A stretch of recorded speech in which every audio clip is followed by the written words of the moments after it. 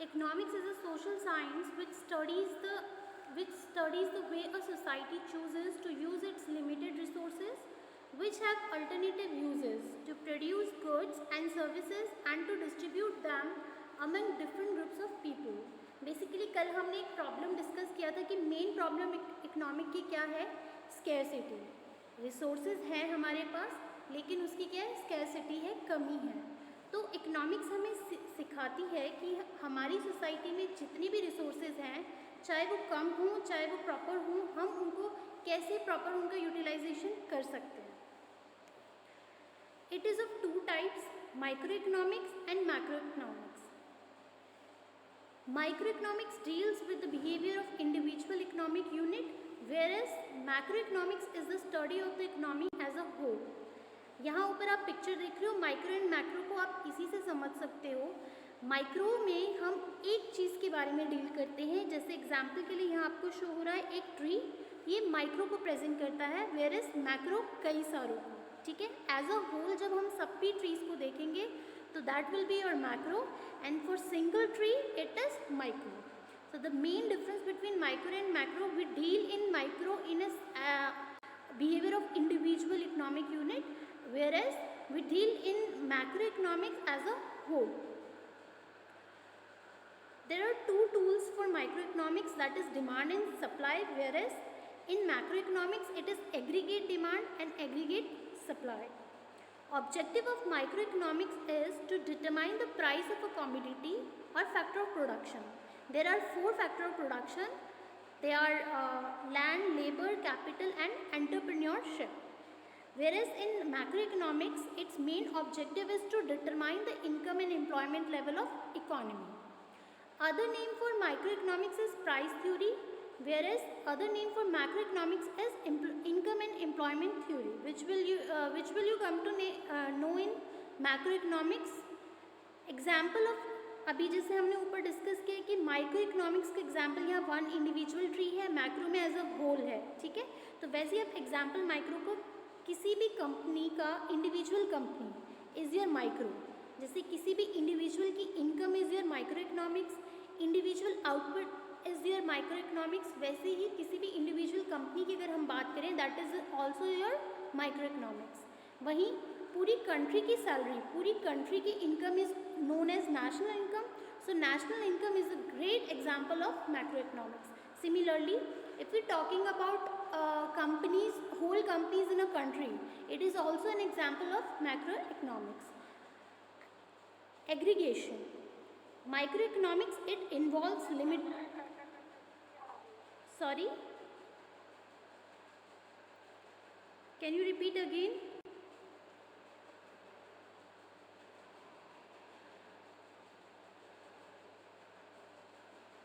आवाज़ नहीं आ रही है अदिति?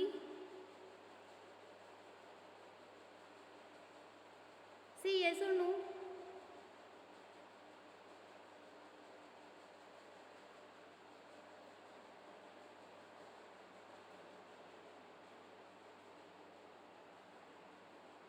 आपको वीडियो लिंक अपलोड, यूट्यूब में वीडियो लिंक अपलोड कर दूंगी, उसकी लिंक मैं क्लासरूम में आपको प्रोवाइड कर दूंगी. आज नेटवर्क इशू हो रहा है, मैं अभी इस वक्त स्कूल में हूँ, यहाँ वाईफाई आई थिंक कुछ प्रॉब्लम है. स्टिल आप रिकॉर्डेड वीडियो देख सकते हो.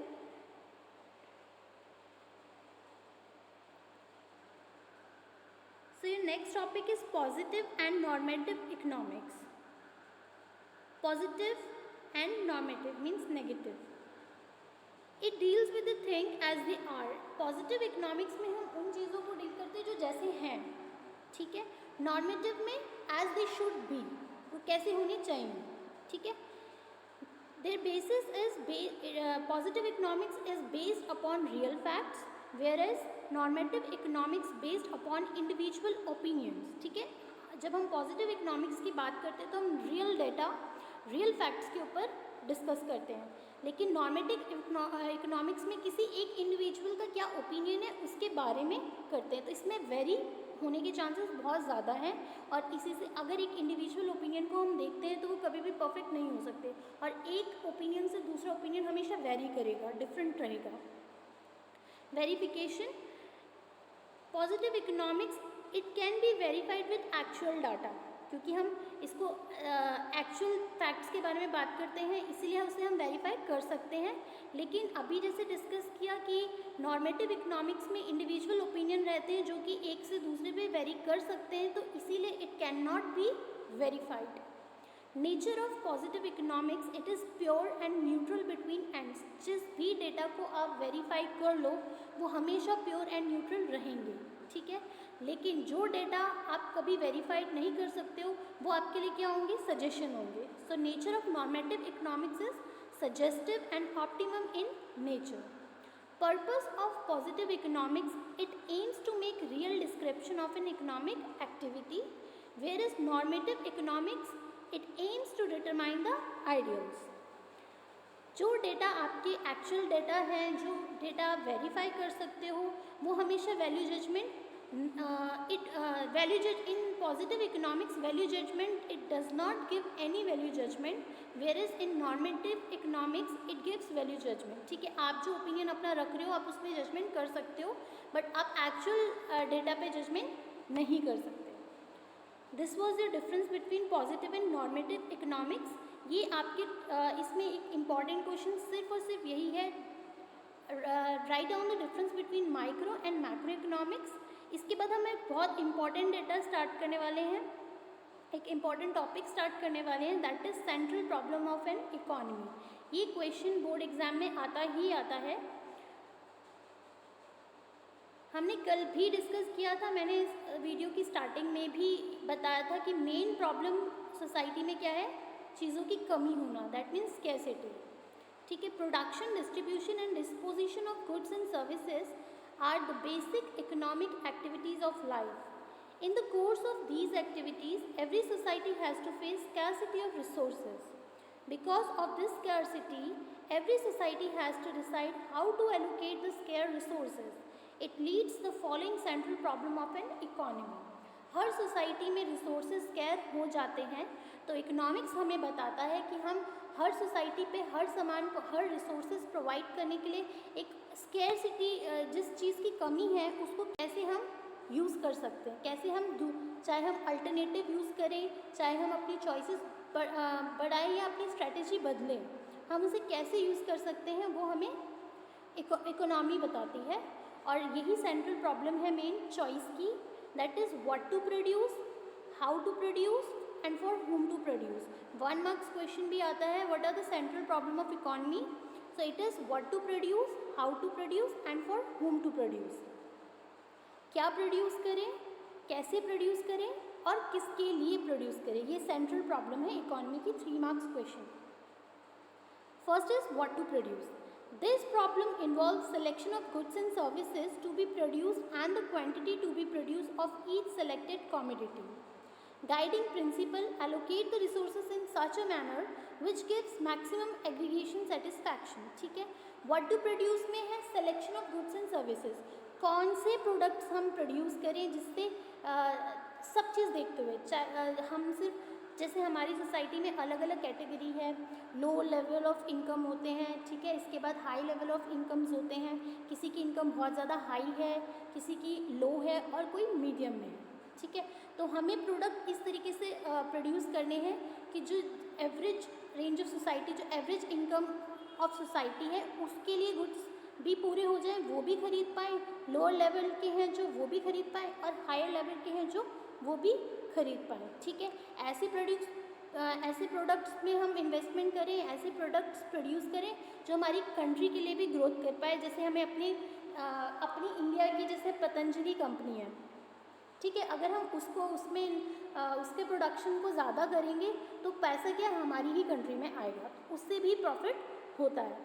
तो कैसे गुड्स एंड सर्विसेज हम प्रोड्यूस करें जिससे कि हमारे कंट्री पीपल्स को वो मिल भी पाए और उसका सही प्रॉपर यूटिलाइजेशन भी हो पाए, तो उनकी डिमांड के अकॉर्डिंग हमें गुड्स प्रोड्यूस करने चाहिए।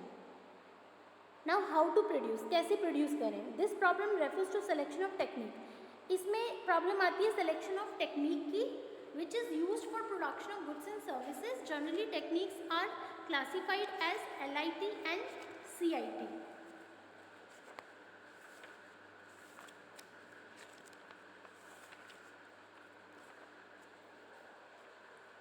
LIT is labor intensive technique and CIT is capital intensive technique. LIT labour intensive technique वो टेक्निक है जो कि वर्कर्स खुद करते हैं, लेबर कहते हैं हम, वर्कर्स जो काम खुद करते हैं, that is labour intensive technique. Whereas capital intensive technique is machine made techniques. ठीक है, इसमें एक आपको डिफरेंस बिटवीन भी आ जाएगा. तो LIT is what, labour intensive technique, CIT is capital intensive techniques. Labour में आपको एम्प्लॉयमेंट अपॉर्चुनिटीज़ ज़्यादा मिलेगी. ठीक है, क्योंकि जब हाथों से काम करना है तो ऑब्वियसली वर्कर्स आपको ज़्यादा चाहिए. और वहीं कैपिटल इंटेंसिव टेक्निक्स में मशीन मेड कर रही है तो यहाँ पे कॉस्ट चीपर होगा. लेबर में क्या होगा, कॉस्ट हायर होगा क्योंकि हाथ से हम मेहनत कर रहे हैं. कैपिटल में एक फ़ायदा ये है कि कैपिटल इंटेंसिव टेक्निक्स में प्रॉफिट हमारा एक जो एडवांटेज है वो ये है कि आपको टाइम कम लगता है क्योंकि मशीन से प्रोडक्ट्स प्रोड्यूस हो रहे हैं. लेकिन लेबर में वही प्रॉब्लम क्या हो जाती है, वहाँ पे टाइम ज़्यादा लगता है. तो कहीं किसी के एडवांटेजेस हैं, कहीं किसी के ड्रॉबैक्स हैं. यही प्रॉब्लम होती है कि हम कौन सी टेक्निक पे जाएं जिससे कि लोगों को कौन सी टेक्निक यूज़ करके हम प्रोडक्ट प्रोड्यूस करें जिससे कि एम्प्लॉयमेंट जिस प्रॉब्लम भी ठीक हो जाए, अनएम्प्लॉयमेंट भी ना रहे, लोगों को रोज़गार भी मिले, टाइम पे काम भी हो और पैसा भी कम लगे. तो दोनों को कुछ प्रोड्यूस हमें लेबर इंटेंसिव से चलाने पड़ते हैं, कुछ प्रोड्यूस हमें कैपिटल इंटेंसिव से चलाने पड़ते हैं. तो ये प्रॉब्लम भी अराइज होती है कि हम कौन से प्रोडक्ट के लिए कौन सी टेक्निक यूज़ करें. Third main is for whom to produce. This problem refers to selection of category of people who will ultimately consume the goods, that is whether to produce goods for more poor and less rich or more rich and less poor. यहाँ main problem आती है कि कुछ product ऐसे होते हैं, क्योंकि मैंने अभी बताया अलग अलग लेवल ऑफ इनकम होती है सबकी, किसी की हायर है, कोई लंबरगिनी BMW खरीद सकते हैं तो कोई सिर्फ एक्टिवा ही खरीद पाते हैं. तो उनके लिए न्यू जो गवर्नमेंट ने लॉन्च किया था लास्ट टाइम कार, वो नैनो है ना. नैनो कौन से वीकर सेक्शन के लिए कि भाई 1 लाख के अंडर आपको कार मिल रही है तो ऑब्वियसली वो हायर लेवल ऑफ इनकम खरीदना तो नहीं चाहेंगे, वो खरीदेंगे तो लोअर लेवल ऑफ इनकम ही. लेकिन गवर्नमेंट क्या करती है, वो ऐसे प्रोडक्ट मार्केट में लाती है, दोनों ही टाइप के प्रोडक्ट लेके आती है ताकि वीकर सेक्शन को भी कमी ना लगे और जो हाईली जिनकी salary highly higher level of income है जिनकी, वो भी बाय अपने अकॉर्डिंग कर पाए. सॉरी,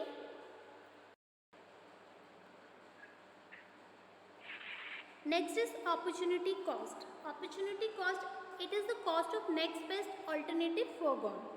जैसे आप इस पिक्चर में देखो, जॉन है, जॉन ने पूरी रात पढ़ाई की क्योंकि नेक्स्ट डे उसका एग्ज़ाम था. बट नेक्स्ट डे क्या हुआ, next day John is very sleepy, a good night sleep.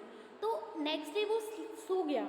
तो उसके लिए अपॉर्चुनिटी कॉस्ट क्या है, उसका एग्ज़ाम नहीं है, उसकी मेहनत नहीं, बल्कि वो नींद है जो वो उस वक्त ले रहा है. A good night sleep is it's opportunity cost. Another example is the potential benefit that is given up when one alternative is selected over another.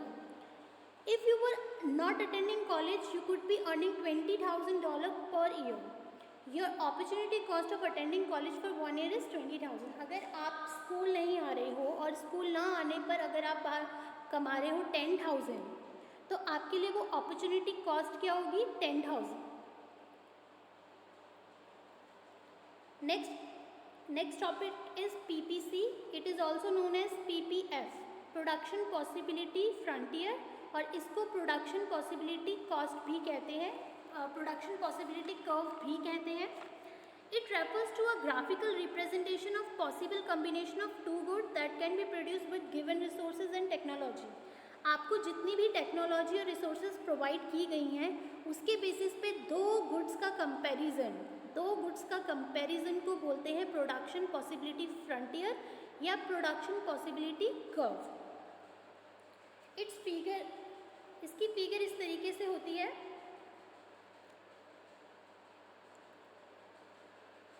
This is known as production possibility curve.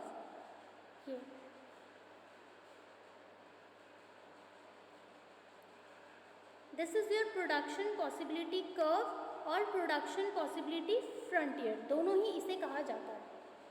ठीक है, ये हम एक example से समझेंगे। This is your schedule, ठीक है, ये आपका शेड्यूल है। यहाँ पे दो गुड्स के बीच में कंपैरिजन हो रहा है, गन एंड बटर, ठीक है। MRT is your marginal rate of transformation. इसको हम मार्जिनल रेट ऑफ ट्रांसफॉर्मेशन को हम एमपीसीबी कहते हैं, marginal opportunity cost, MPC, marginal opportunity cost भी इसको कहा जाता है। अभी निकालते कैसे हैं, see first is 0, so MRT will be dash. Second is, आप डिफरेंस देखो, 20 minus 1, 20 minus 1 is 1, so your ratio is 1 and 1 minus 0 will be 1, so it is 1:1. Next 18, 20 minus 18 is 2, 20 minus 18 is 2 and 2 minus 1 is 1. यहाँ आपका सबका difference 1 1 1 ही है, इसीलिए यहाँ पे 1 1 1 ही आएगा। Similarly 18 minus 15 is 3 and 3 minus 2 is 1. 15 minus 11 is 4, 4 minus 3 is 1, 11 minus 6 is 5, 5 minus 4 is 1, 6 minus 0 is 6, 6 minus 5 is 1। इस तरीके से एमआरटी या एमपीसी निकाला जाता है।